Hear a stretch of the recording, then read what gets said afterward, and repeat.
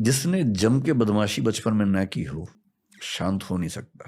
इसलिए मेरा मानना है कि जो बच्चे बहुत सीधे हैं वो बच्चे नहीं है।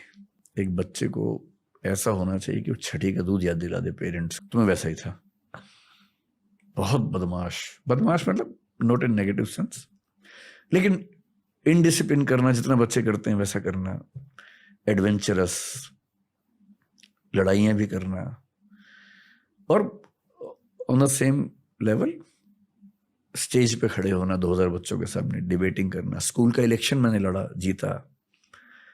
पूरे स्कूल में एक माहौल इस तरह का बनाना, इलेक्शन कैंपेनिंग करना, हर क्लास में जाके बच्चों से बात करना, स्कूल में हीरो बन जाना, कभी कभी जीरो बनना, वो भी सब चीजें।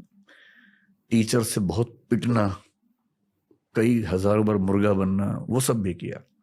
और हजारों बच्चों के सामने पुरस्कार मिले, ये भी कई बार। तो बहुत डाइवर्स, बहुत ही इंटरेस्टिंग किस्म की चाइल्डहुड रही। बहुत सारी चीजें, बहुत सारी। सबसे बड़ी गलती ऐसे काफी लिस्ट बनाई। स्कूल लाइफ में एक बार ऐसा हुआ था कि झगड़ा हो गया था एक लड़के से, तो फिर 15-20 दोस्तों को ले जाके उसको पीटा था। तो ऑर्गेनाइज गुंडागर्दी आप कह सकते हैं, पहली बार 7वीं 8वीं क्लास में की थी। मैं हरियाणा में भिवानी एक शहर था, वहां रहता था। फिर उतना ही पिटा भी था घर पे आने के बाद, जब घर पे सूचना मिली तो वो सब चलता था। लेकिन ऐसी कोई गलती जो बहुत रिग्रेट वाली हो, मुझे बहुत नजर नहीं आती। उसके बाद नहीं, उसके बाद नहीं हो सकता है। देखिए इस पॉडकास्ट देखकर उसे मतलब मेरे जो वीडियोस यूट्यूब पे हैं जनरली काफी लंबे वीडियोस हैं, फिलॉसफी पे हैं, कॉन्स्टिट्यूशन पे हैं।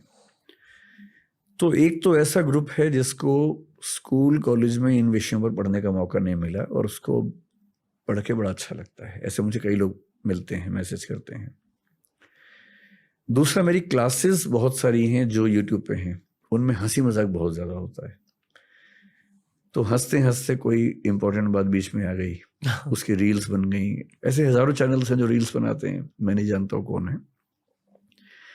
तो उससे क्या होता है कि वो रील जब बच्चे बार बार देखते हैं, फिर एआई काम करता है इन सब एप्स में, आप एक बार देखेंगे तो बार बार आपके सामने आता रहेगा। तो मेरे ख्याल से यही वजह होगी कि सुकून मिलता होगा शायद कुछ लोगों को। मुझे सच में नहीं पता कि मैं इस सवाल का क्या जवाब दूं। क्यों इतनी पॉपुलैरिटी मुझे नहीं पता, सच में नहीं पता।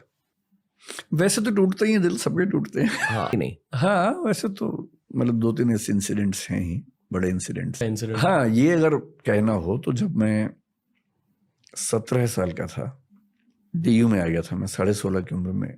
तो मैं 16.5 की उम्र में डीयू में आ गया था। 17 का हुआ जब बीए फर्स्ट ईयर में था। तो हमारे घर में एक ट्रेजेडी हुई बहुत बड़ी, नॉट समवंस डेथ, लेकिन वैसी ट्रेजेडी हुई। सिंपल लैंग्वेज में कहें तो महल से सड़क पे आ जाने की स्थिति बन गई। So in the age of 17 when I was enjoying my life, सब कुछ था मेरे पास जो दिल्ली में एक बच्चे को चाहिए रहने के लिए। बस एक बाइक लेने वाला था मैं उस समय, ले नहीं पाया था, लेकिन दोस्तों के पास बाइक थी।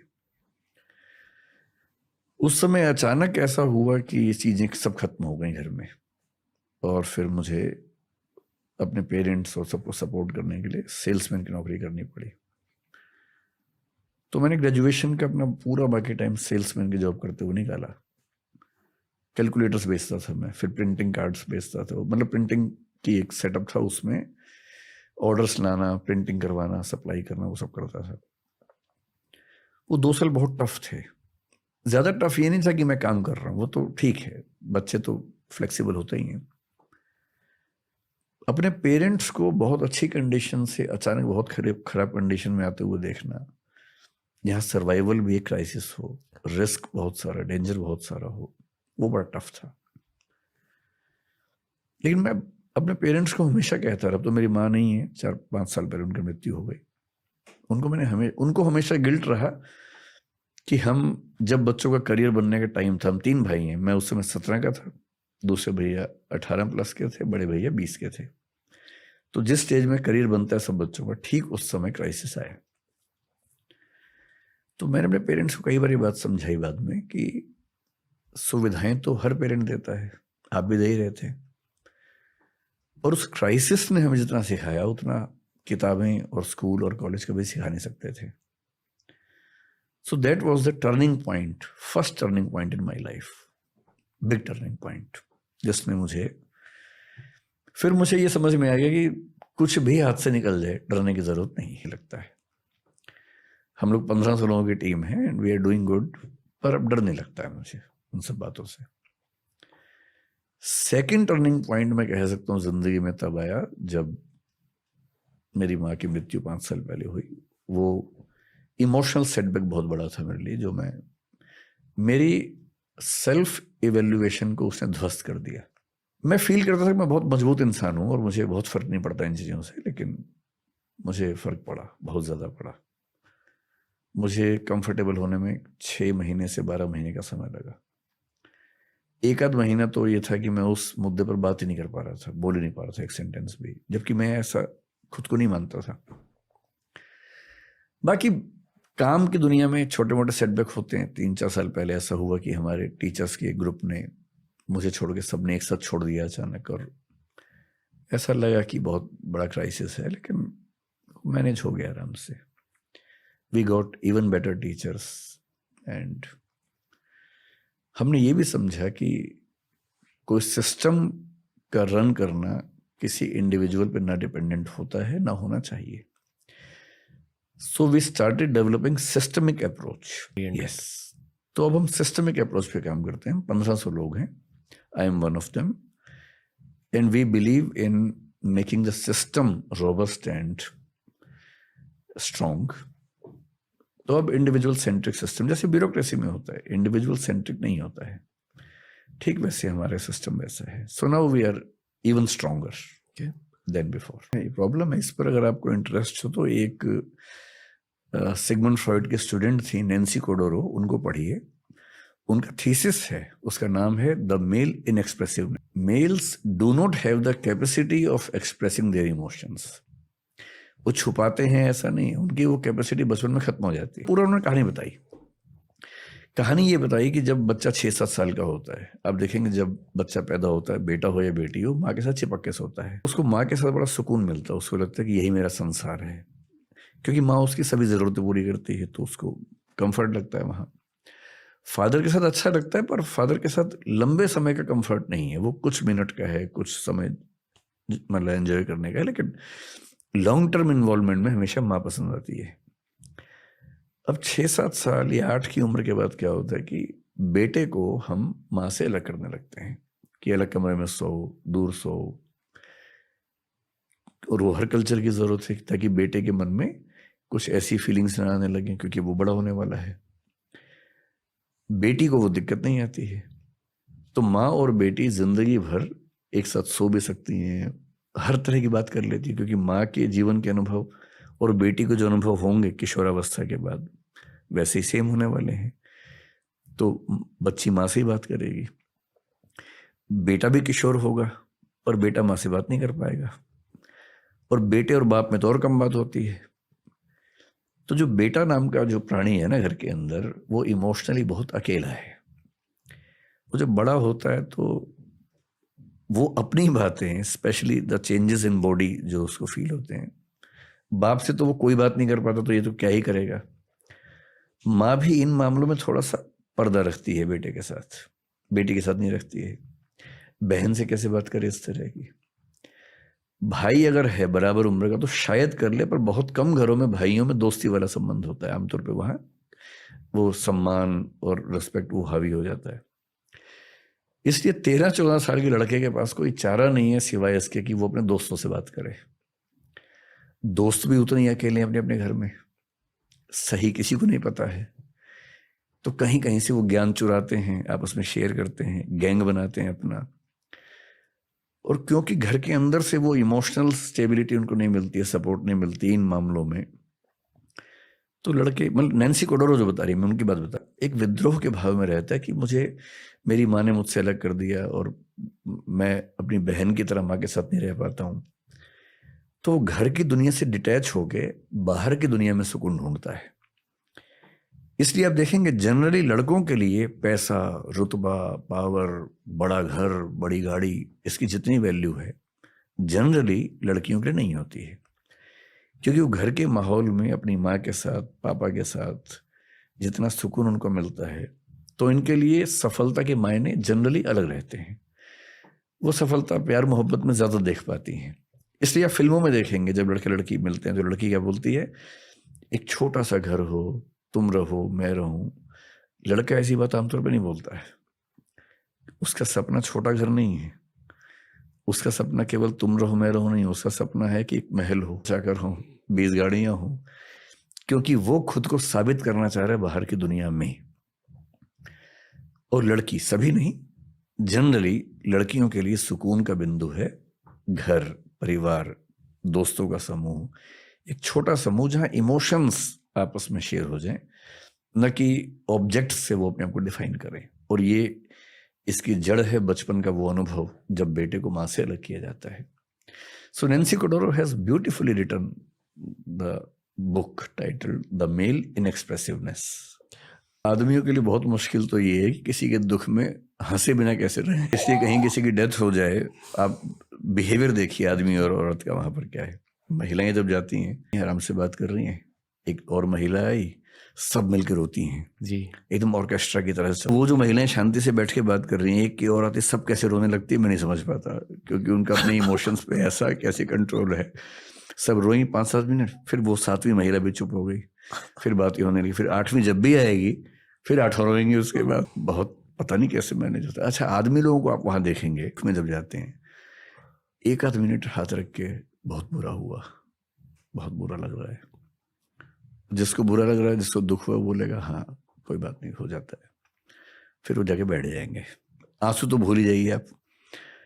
फिर 6-7 आदमी जहाँ बैठेंगे, 2-4 मिनट चेहरा नीचे करके सीरियस होंगे, फिर खुसर पुसर शुरू कर देंगे कि भाई सेंसेक्स उठा के नहीं उठ, तुम्हारा काम ठीक चल रहा है। या फिर वो व्यवस्थाओं में लग जाते हैं, पानी पिलाना सबको, जूते सबके लाइन ठीक कर देना, क्योंकि वो दुख व्यक्त करने के माहौल में रह ही नहीं। और आदमियों के साथ एक बहुत बड़ी दिक्कत यह है कि उनकी परवरिश में उनको सिखा देते हैं कि रोना कमजोरी का लक्षण। अगर तुम्हारी आंख से आंसू निकलता है तुम लड़की हो, लड़का नहीं हो। तो लड़की होना लड़कों के लिए बहुत ही डिमीनिंग सी बात मान ली गई है, जबकि ये महिलाओं की ताकत है कि वो रो सकते हैं। दवाई है, जो हमारे पास स्ट्रेस नहीं है। हुआ, रो लिए, बात खत्म हो गई। तो हमारा वैसे ही परवरिश का जो स्ट्रक्चर है गलत है। ऊपर से ये जो वैल्यू सिस्टम है कि रोए तो लड़की हो। अब लड़कों की दुनिया में कोई दुखी है, रोना चाहे, सब मजाक बना देते हैं उसका। अब देना चाहिए, मिलके ना भी रोएं, कम से कम साथ तो दें, गले तो लगा लें। पर रोना एक ऐसी बेहूदी बन गई है लड़कों की दुनिया में, तो फिर इलाज कहाँ से होगा? रो आप पा नहीं रहे, तो बहुत क्राइसिस है। लड़कों की दुनिया में क्राइसिस कम नहीं है, बहुत क्राइसिस। सॉल्यूशन ये कि एक ऐसी कल्चर जिसमें रोना अच्छी बात मानी जाए। सप्ताह में एक बार रोने का दिन मना लेना चाहिए, को फास्ट रखना है या फ्राइडे को फास्ट रखना है, ऐसे एक दिन रोने का फिक्स कर दे कि आज रोना ही रोना है, अभी आधा घंटा कम से कम रो लो। नहीं, मुझे लगता था जब मेरी माँ की मृत्यु हुई, मुझे लगता था कि मुझे असर नहीं पड़ेगा, क्योंकि मैं वैसा ही हूँ जैसे मर्द होते हैं हमारे देश में। वो इमोशनल एक्सप्रेशन कम करते करते इमोशनल ही नहीं रह पाते एक समय के बाद। मैं सरप्राइज था कि इतना कैसे मेरी नेचर चेंज हुई। मैं 1 महीने बोल नहीं पाया, 6 महीने फ्री नहीं हो पाया उस चीज से। 1 साल लग गया मुझे उस माइंडसेट से बाहर निकलने में। इसका मतलब, और मुझे खुशी है कि मैं कम से कम अपनी माँ की मृत्यु पर इतना दुखी हो पाया कि मतलब इमोशंस बचे हुए हैं, ये खुशी की बात है। गुजरना ही पड़ता है, और बेटा ही गुजरे अच्छा है, माँ ना गुजरे तो ही अच्छा है। मतलब माँ के लिए इस चीज से गुजरना कि बेटा नहीं रहा या बेटी नहीं रही, वो ज्यादा दुख की बात है। तो ज्यादा अच्छा है कि बेटे और बेटी ही इस दर्द को झेले कि उनकी माँ नहीं रही, पिता नहीं रहे। मैंने सीखा कि जीवन में जब तक कोई व्यक्ति है उसकी कद्र ज्यादा करनी चाहिए, क्योंकि जाने के बाद अब कद्र कितनी भी करेंगे तो वो फायदा नहीं है ना। तो मतलब मैं अपनी माँ का बड़ा सम्मान भी करता था और हमारे बीच में बड़ा प्रेम भी था, पर फिर लगता है कि थोड़ा और समय दे पाता, रोज 1 घंटा और बैठ पाता। ये सब दुख तो होता ही है, और ये दुख सबको होना है। जब तक पेरेंट्स हैं आप टाइम बहुत दे नहीं पाएंगे, क्योंकि आप खुद व्यस्त हैं अपनी जिंदगी में। आप सुविधाएं दे देंगे, समय नहीं दे पाएंगे। और समय में दिक्कत ये भी है कि उनकी जनरेशन का थॉट प्रोसेस, रुचियां इतनी अलग हैं कि हम 2, 4, 5 मिनट के बाद कोई कॉमन पॉइंट भी नहीं बचता, क्या बात करें। जब केयर हम कर रहे हैं, वो भी हमारी केयर कर रहे हैं, लेकिन अब विचार और अनुभव और दुनिया, ज़रूरतें इतनी अलग अलग हैं, ज़्यादा बात हो नहीं पाती है। लेकिन फिर ये कि जब वो नहीं रहते हैं तो लगता है कि काश और समय दिया होता। ये तो है, ये तो मैं अब सबको इतना ही बोलता हूँ जिनके पेरेंट्स ऐसी किसी अवस्था में है कि भाई जितना हो सके करो और समय भी दो, बाद में मलाल ना रहे कि कुछ कमी रह गई। ये गिल्ट बड़ा गहरा गिल्ट होता है। 30 से 40 की उम्र जिसमें अब आप आने वाले हैं ना, इस उम्र में पेरेंट्स की केयर ज़्यादा करने का मामला बनता है। और 40 से 50 के बीच में जनरली उनकी जुदाई झेलने का समय आता है। जनरली हमारे देश में जो एवरेज एज है उसके हिसाब से, किसी किसी केस में थोड़ा जल्दी होता है, किसी में बहुत बाद में होता है, लेकिन ऑन एन एवरेज 40 से 50 के बीच में ऐसा झटका लगता है। So yes, you have to be more attentive towards them. और क्या होता है इस उम्र में आके ना, उन्होंने जो अचीव करना था मोर और लेस कर लिया होता है, वो रिटायर्ड लाइफ के आसपास पहुंच चुके होते हैं। उनकी रिक्वायरमेंट ये बहुत ज़्यादा नहीं है कि फाइनेंशियली कोई सपोर्ट करे, मतलब मिडिल क्लास में, क्योंकि वो जनरली इतना उनके पास होता है कि वो अपना काम चला लेते हैं, वो बहुत बड़ा इशू नहीं होता कई घरों में। उन्हें उनकी उम्र के कुछ दोस्त मिल सकें, ऐसा माहौल आप बना सकें, और उनके साथ दिन में 10 मिनट आधा घंटा कम से कम बैठ के बात कर लें, हो सके तो इमोशनल बातचीत, जो पहले की जनरेशन्स में आसान नहीं होता था। अब जो नई जनरेशन्स हैं, पेरेंट्स के साथ इमोशनल बातचीत ज़्यादा कर पा रहे हैं, और मैं देखता हूँ कि पेरेंट्स आजकल बच्चों के दोस्त पहले की तुलना में ज़्यादा बन पा रहे हैं, विच इज़ गुड। लेकिन फ्रेंडली कितना ही बन लें, फ्रेंड तो नहीं बन पाएंगे, क्योंकि वो बच्चे नहीं बनाना चाहेंगे ना, फ्रेंड तो क्यों बनाएंगे। पर फ्रेंडली भी अगर हो पा रहे हैं तो ज़्यादा अच्छा है। कि मुझे लगता है आज से 30 साल बाद, जब मैं 30 तो शायद बच्चे भी नहीं, मेरे 20-25 ही बच्चे होंगे,